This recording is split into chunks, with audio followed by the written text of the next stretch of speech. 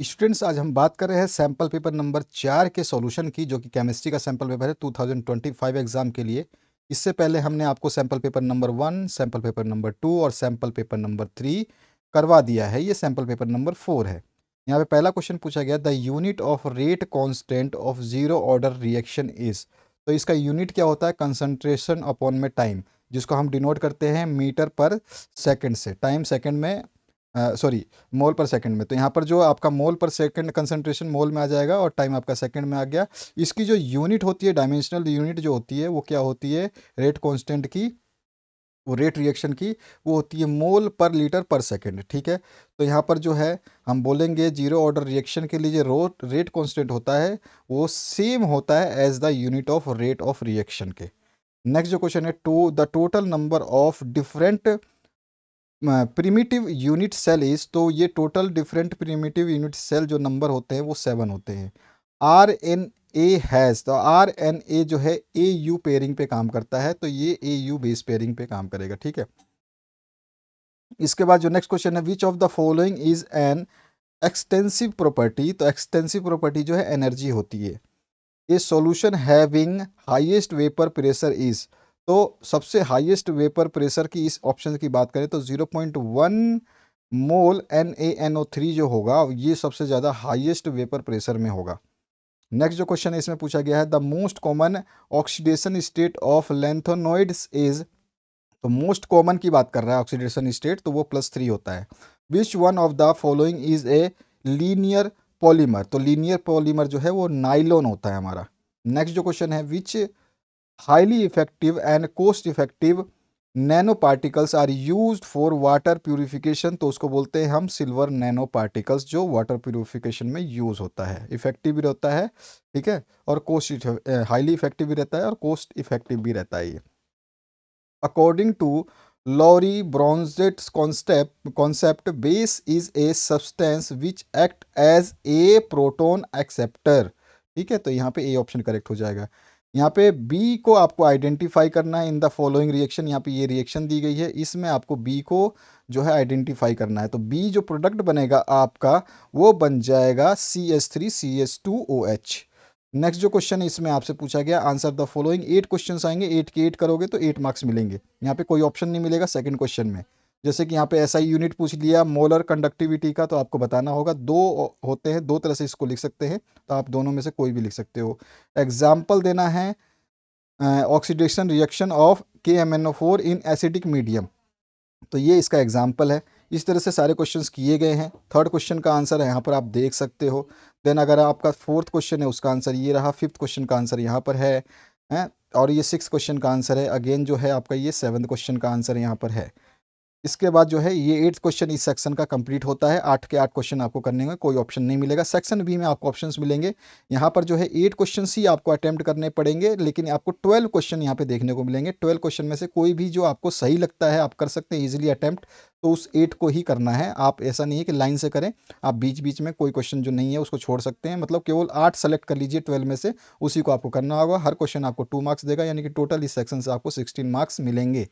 तो यहाँ पर जो है थर्ड क्वेश्चन है, इसमें आपको कैलकुलेट करना है मैग्नेटिक मूवमेंट को। तो यहाँ पर देख सकते हो ये रहा इसका आंसर। इसके बाद जो है आपको एक्सप्लेन करना है formulation of first law of thermodynamics. तो यहाँ पर जो है ये रहा इसका सॉल्यूशन। इसके बाद जो है नेक्स्ट फिफ्थ क्वेश्चन है उसका सॉल्यूशन यहाँ पर है। सिक्स जो क्वेश्चन है उसका सॉल्यूशन यहाँ पर है। सेवन्थ जो क्वेश्चन है उसका सॉल्यूशन ये रहा। 8 जो क्वेश्चन है आपका उसका सॉल्यूशन यहाँ पर है। आप आराम से वीडियो को पॉज करके पढ़ लेना। नेक्स्ट जो 9th क्वेश्चन है उसका सॉल्यूशन यहाँ पे नीचे दिया गया है, ये रहा इसका सॉल्यूशन। इस तरह से आपको कुछ कुछ लेंथी क्वेश्चन मिलेंगे, कुछ छोटे क्वेश्चंस मिलेंगे। 10th क्वेश्चन जो है इसमें न्यूमेरिकल बेस है आपका। न्यूमेरिकल में जो भी डाटा गिवन है फॉर्मूला आपको याद होगा, पुट करिए फॉर्मूले में, आंसर आ जाएगा। लॉग टेबल आपको एग्जाम सेंटर में मिल जाएगी। लॉग टेबल को निकालना सीख जाना अच्छे तरीके से। इसमें कन्फ्यूज मत होना, अगर इसमें कन्फ्यूज होगा तो न्यूमेरिकल आपका गलत हो जाएगा। यहाँ पे 11th क्वेश्चन है उसका आंसर ये रहा, ये देख सकते हैं आप, ये पूरा का पूरा 11th क्वेश्चन का आंसर है। अगेन जो 12th क्वेश्चन है उसका आंसर यहाँ पर आप देख सकते हो, ये है आपका 12th क्वेश्चन का आंसर, ये रहा। ठीक है, इसके बाद आइए नेक्स्ट क्वेश्चन जो आपका 13 नंबर, उसमें आपको जो है यहाँ पर ए और बी बताना है। तो ए का आंसर हो जाएगा और बी का आंसर ये हो जाएगा। ठीक है, बेंजीन है और नाइट्रोबेंजीन जो बनेगा ये। इसके बाद जो नेक्स्ट क्वेश्चन है इसमें कैलकुलेट करना है पीएच। तो यहाँ पर जो है ये रहा आपके पास इसके सोल्यूशन। ये रहा पूरा का पूरा।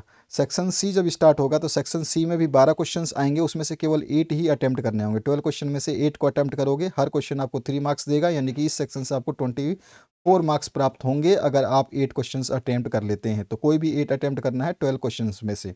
यहाँ पर जो पहले 15 नंबर क्वेश्चन है उसमें स्ट्रक्चर आपको ड्रॉ करना है XeF6 का, XeO3 का, XeOF4 का। तो यहाँ पे इसके स्ट्रक्चर्स ड्रॉ किए गए हैं, आप देख सकते हो। अगेन जो है आपका 16 नंबर क्वेश्चन ये रहा, इसको आप देख लीजिए, इसको आपको सॉल्व करना था। अब आगे बढ़ते हैं नेक्स्ट क्वेश्चन की तरफ। तो ये रहा आपका 16 क्वेश्चन का आंसर, ये कंप्लीट आंसर है, ये आपका first second and third point wise जो है सॉल्यूशन करा गया है। ये फिर 17 क्वेश्चन है आपका, जिसका आपको ए और बी पार्ट पूछा गया, ए और बी पार्ट के आंसर्स आपको देने हैं, इसमें कैरेक्टरिस्टिक्स भी मेंशन करना है इसको। फिर आपका 18 नंबर जो क्वेश्चन है उसकी बात करते हैं। तो 18 नंबर क्वेश्चन का ये सॉल्यूशन हो जाएगा आपका। इसका बचा हुआ पोर्शन थोड़ा सा है जो यहाँ पर है, आप देख सकते हैं, ये रहा। फिर 19 नंबर क्वेश्चन के सॉल्यूशन की बात करते हैं। तो ये है आपका 19 नंबर क्वेश्चन, जिसमें ए और बी पार्ट पूछे गए, जिसका ए पार्ट ये रहा और ये बी पार्ट ये रहा। इसके बाद जो 20 नंबर क्वेश्चन है, ये रहा इसका आंसर।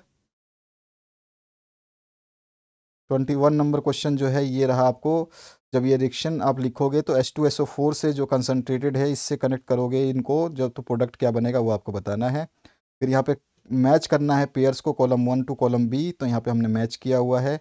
इसके बाद जो है 23 नंबर क्वेश्चन है, इसको आपको सॉल्व करना था, तो हमने सॉल्यूशन दिया हुआ है, इसका पोर्शन ये बचा हुआ है। 24 नंबर जो क्वेश्चन है ये रहा, और इसके आंसर्स को हमने यहाँ पे दिया हुआ है। डायग्राम आपको ज़रूर बनाना होगा, डायग्राम आप भूल कर भी छोड़े ना। इसके बाद जो 25 नंबर क्वेश्चन है, इसमें 3 पोर्शंस हैं, इन तीनों पोर्शंस को आपको सॉल्व करना है। तो यह रहा इसका आपका ये रहा ये एनर्जी डायग्राम, उसके बाद जो है इसके तीनों पोर्शंस को सॉल्व किया गया। अगेन जो है आपका 26 नंबर जो क्वेश्चन है, इसमें भी आपके 3 पार्ट है, तीनों पार्ट को सॉल्व करना है। फर्स्ट पार्ट का आंसर ये है, सेकंड पार्ट का आंसर ये है, और थर्ड पार्ट का आंसर ये है। सेक्शन डी जो आपका अंतिम सेक्शन होता है, यहाँ पर कोई भी 3 क्वेश्चंस अटेम्प्ट करने हैं। ये टोटल सेक्शन जो है 5 मार्क्स कैरी करेगा, 5 क्वेश्चंस कैरी करेगा, और 5 क्वेश्चन में से आपको केवल 3 क्वेश्चंस अटेम्प्ट करने हैं। हर क्वेश्चन आपको 4 मार्क्स दे के जाएगा, यानी कि 3 क्वेश्चंस आप अटेम्प्ट करते हैं इस सेक्शन में तो आपको 12 मार्क्स मिलेगा। जैसे 27 नंबर क्वेश्चन में 2 पार्ट्स पूछे गए हैं, 2 पार्ट्स का आपको आंसर देना है। तो ये फर्स्ट पार्ट का आंसर यहाँ पर आप देख रहे हैं। इसके बाद आइए नेक्स्ट की तरफ, ये रहा सेकेंड पार्ट का आंसर। अगेन जो है आपका 28 नंबर जो क्वेश्चन है, यहाँ पर फर्स्ट सेकंड एंड थर्ड तीनों पार्ट को सॉल्व करना है। फर्स्ट पार्ट का सॉल्यूशन ये रहा आपका, सेकंड पार्ट का ये सॉल्यूशन है, और थर्ड पार्ट का सॉल्यूशन यहाँ पर ये है। इसके बाद 29 नंबर जो क्वेश्चन है, इसका सॉल्यूशन ये रहा, ठीक है, ये रहा, देख सकते हैं आप आसानी से। तो पूरा का पूरा सॉल्यूशन हमने यहाँ पे दिया हुआ है। मैकेनिज्म ऑफ रिएक्शन क्या होगा वो आपको बताना है, तो ये रहा, ठीक है, ये पोर्शन इसका बचा हुआ था, तो यहाँ पर ये देख दिया गया है, ठीक है। तो इस तरह से आपको ध्यान रखना है। इस तरह के लेंदी क्वेश्चंस भी आएंगे, छोटे क्वेश्चंस भी आएंगे, आपको करना कौन सा है ये आपके ऊपर डिपेंड है, आप कौन सा चूज़ करते हैं, और या फिर आपको कौन सा याद है। इसके बाद 30 नंबर जो क्वेश्चन है, इसमें भी आपका फर्स्ट में ए और बी पार्ट है, फिर सेकंड पार्ट है अलग से। तो फर्स्ट के ए और बी पार्ट का सोल्यूशन ये रहा, देख सकते हैं आप, और सेकंड पार्ट का सोल्यूशन ये रहा, आपको दिया गया है। इसके बाद 31 नंबर जो क्वेश्चन है, इसमें ए और बी पार्ट क्वेश्चन दिए गए हैं। ए पार्ट का आंसर ये रहा, आप देख सकते हैं यहाँ पर, ये रहा कंप्लीट, और जो सेकंड पार्ट है उसका आंसर अभी हम देखेंगे, ठीक है। तो ये फर्स्ट ए पार्ट का सोल्यूशन है, बी पार्ट का भी देखेंगे। ए पार्ट में फर्स्ट ये है, और ये सेकंड पॉइंट है, फिर थर्ड पॉइंट है, और ये फोर्थ पॉइंट है। इसके बाद जो बी पार्ट है उसका आंसर ये आंसर हो जाएगा, bottom up and top down. और कोई भी question paper with answer sheet आपको चाहिए तो व्हाट्सएप पे आप संपर्क कर सकते हैं। हर पीडीएफ जो है सॉल्यूशन के साथ चार्जेबल होगा। व्हाट्सएप नंबर यही है, पेमेंट नंबर भी यही है। जैसे ही आपका पेमेंट रिसीव होगा, व्हाट्सएप पे आपको इमीडिएटली जो है पीडीएफ प्रोवाइड कर दिया जाएगा with solution. Thank you very much, have a good day. ध्यान रखें, सारे सॉल्यूशंस अवेलेबल हैं, 5 सैम्पल पेपर्स अवेलेबल हैं हर सब्जेक्ट के, ईच एंड एवरी सब्जेक्ट के। आप जितना बेहतर पढ़ोगे उतना ही आपको फ़ायदा होगा।